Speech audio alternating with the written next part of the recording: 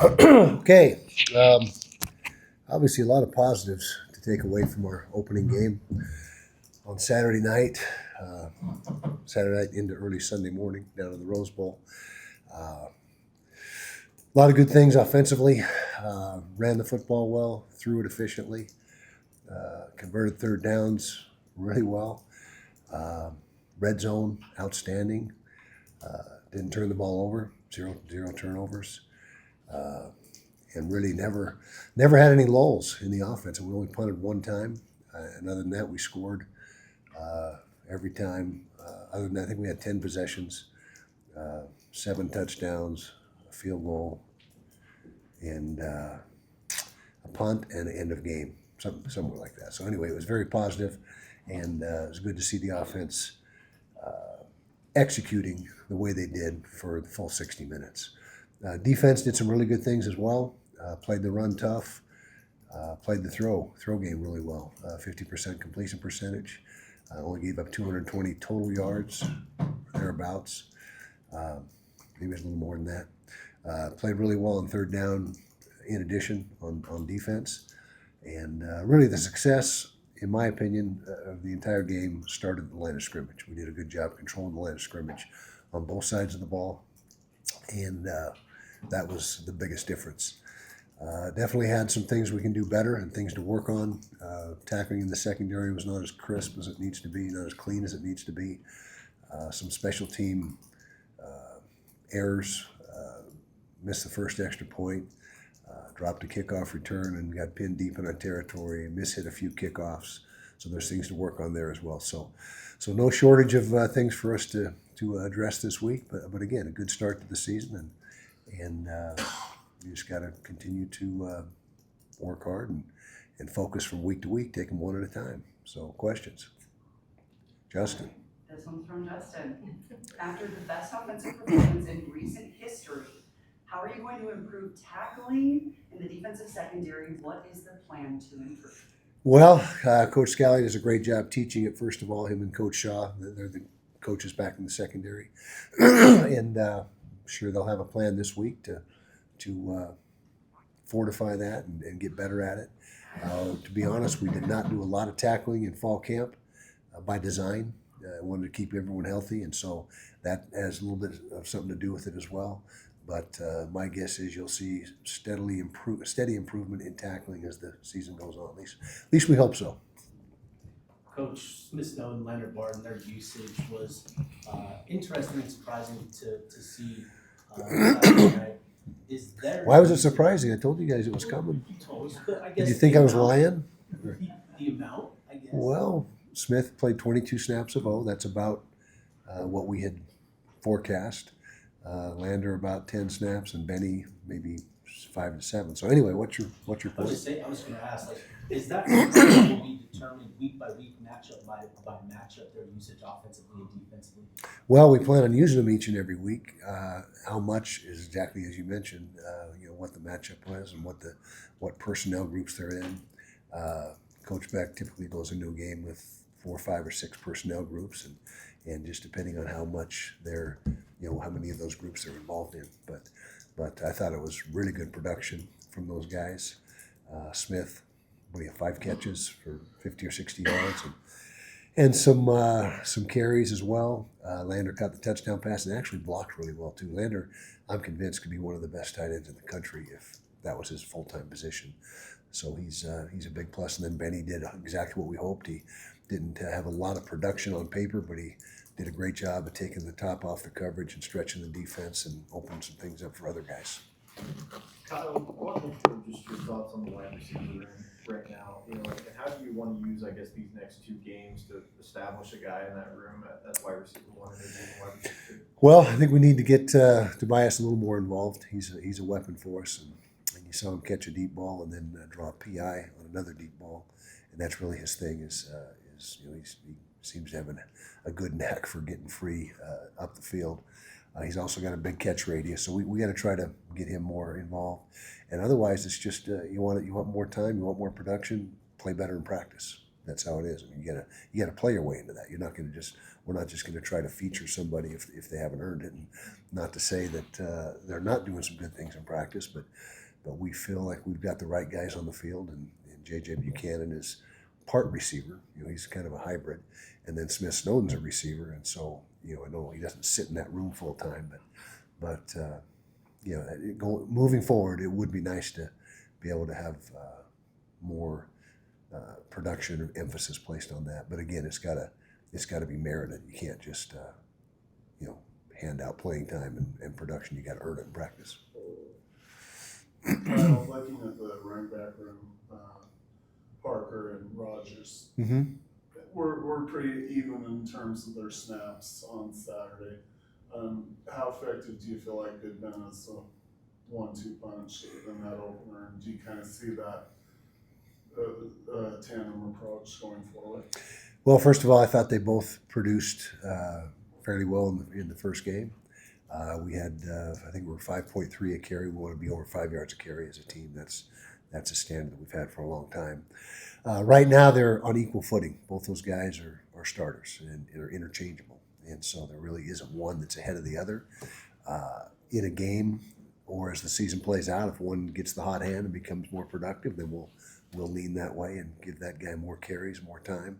But as of this moment, they're again 1 and 1A. And so they're both doing a good job. Both did a good job in the one game. And they blocked really well, too. I don't know if you saw that in the first play, Smith had Wayshawn really threw a nice block on the perimeter to free him up. And that's something the receivers, I thought, did good all game long, and particularly the tight ends as well, is blocking. And everybody had the urgency to fit up on a block and wasn't just being a spectator. We had guys really actively blocking in the secondary and on the perimeter.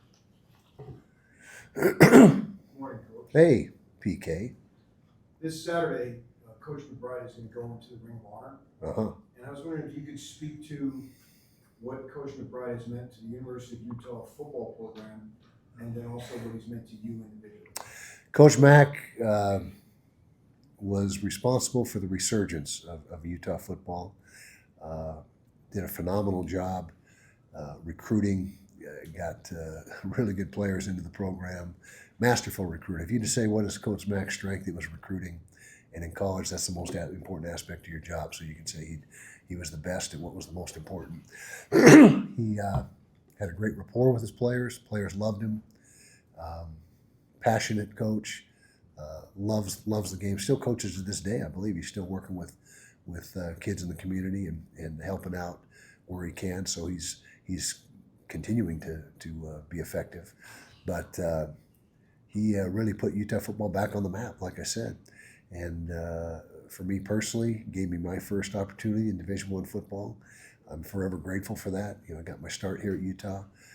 Came from right up the road at Idaho State in a 1AA program, and so he was instrumental in my path and coaching path, and very well deserved. Obviously deserving of his Ring of Honor award that he's going to be, or induction that he's going to be getting this week, and he's meant so much to the community. Not just for Utah football and the university, but he's so active in the community, and he's a guy that is constantly giving and has done that all his life.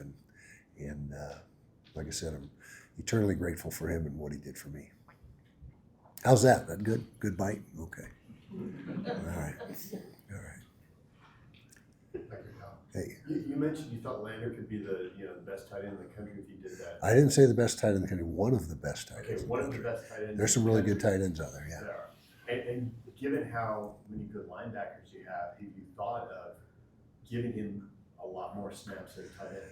Well, it's still a work in progress. He's still a vital part of the defense. Yeah, we do have some depth at linebacker. There's no doubt, and that's a work in progress and conversation that we've had for the last several weeks. And the short answer is yes. We probably need to get involved a little bit more, get him involved a little bit more on the offense. Now, Dallin Bentley really played well. I don't know if you honed in on him specifically, but he blocked well. He caught the ball well.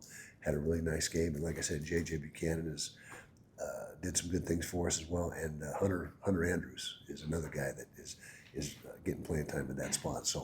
So from week to week, as we already talked about, depending on the matchups, my guess is you will see his contribution on offense go up in the next ensuing weeks. I'm curious to Did hear. we not give out the free pizza? Because there's hardly anybody here today. They must all be in Provo. Okay. I'm curious your thoughts on kind of the value of playing an FCS opponent. Is it kind of a chance to get a better look at some of these second and third stringers in a real game situation? Well, first of all, I don't overlook anybody. I don't care what level they are or what their record is.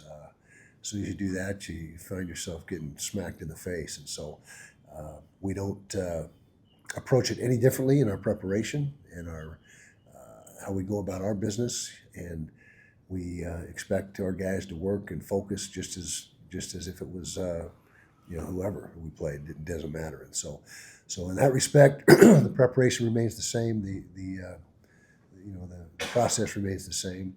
But you hope if you get a chance to, especially early in the season, to get a look at some of the younger guys. You hope that happens, but that's getting ahead of things in our opinion. If we are able to take control of the game and get a lead, then it would be great to see some of these younger guys and see what they can do. So heading into this last weekend, there was questions surrounding your outside corners, Scooby and Blake. How would you assess their performance at UCLA over the weekend? Really good. I think they held up well. No balls over our head. We dodged a bullet or two. There's some guys open up the field that they missed a throw.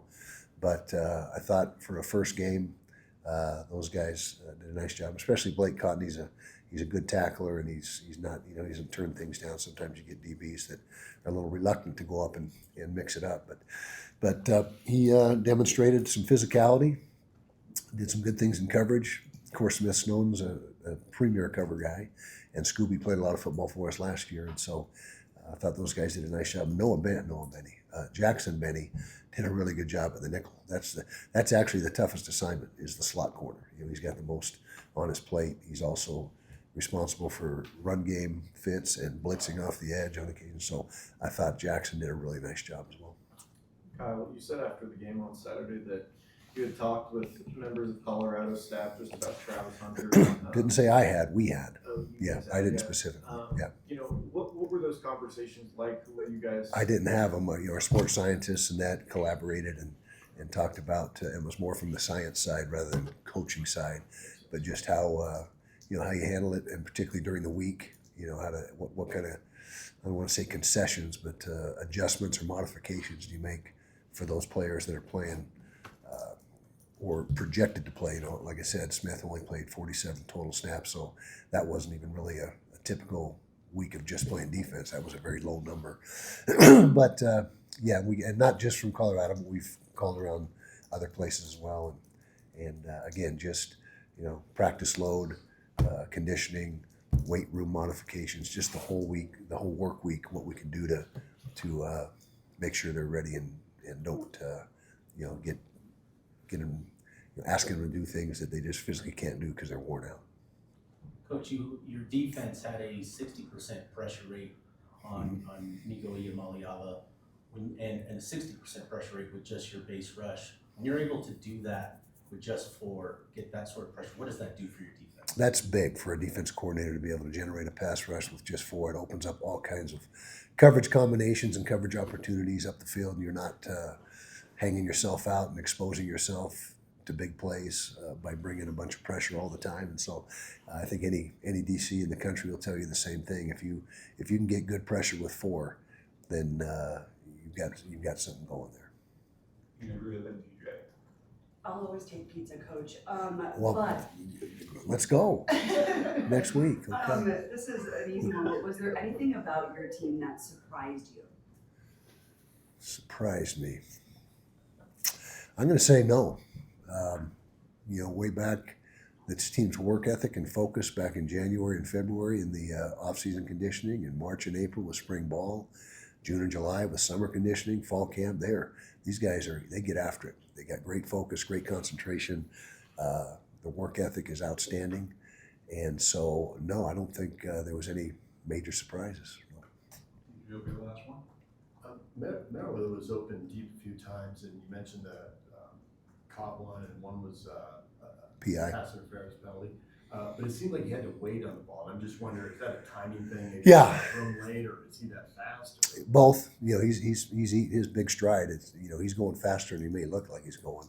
And then Devin just underthrew him a couple times, and it's just a matter of continuing to get that chemistry. He wasn't with us in spring ball, was he? I don't think he was. I think he just showed up. I can't remember. I'm getting old. But anyway, yeah, it's just a matter of timing that out better and getting the ball laid out there and for him to run underneath. That's it. All righty. Thanks, guys.